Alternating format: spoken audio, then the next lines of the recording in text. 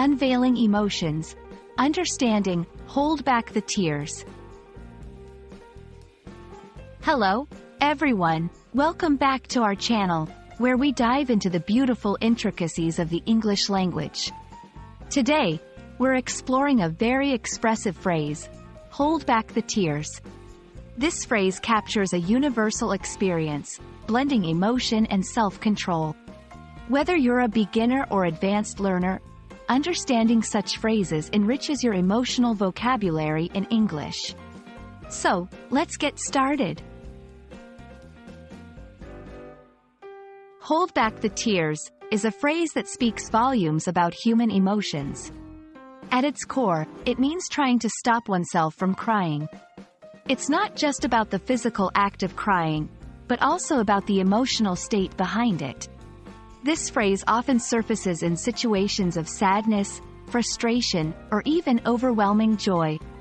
It reflects a moment of intense emotion, where the individual is making a conscious effort to control their feelings, to keep from showing vulnerability or to maintain composure in public. This phrase finds its place in both formal and informal contexts, though it's more commonly heard in personal conversations or seen in literature and media. Here are a few examples to illustrate its use. After hearing the sad news, she had to hold back the tears during the meeting. The movie was so touching that I had to hold back the tears. It's a versatile expression, suitable for describing a wide range of emotional experiences.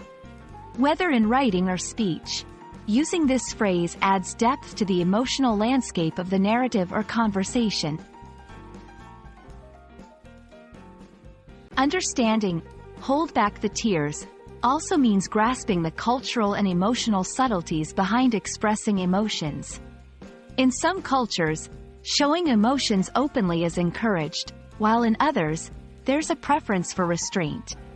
This phrase thus also touches upon the universal struggle between emotional expression and suppression, offering insight into how emotions are navigated in different social contexts. We hope this exploration of hold back the tears has added a new layer to your understanding of emotional expressions in English. Remember, language is not just about words and grammar. It's also about conveying the depth of human experience. So, the next time you come across this phrase, you'll know the rich emotional tapestry it brings to the conversation. Thank you for watching, and we look forward to exploring more fascinating aspects of the English language together. Stay curious.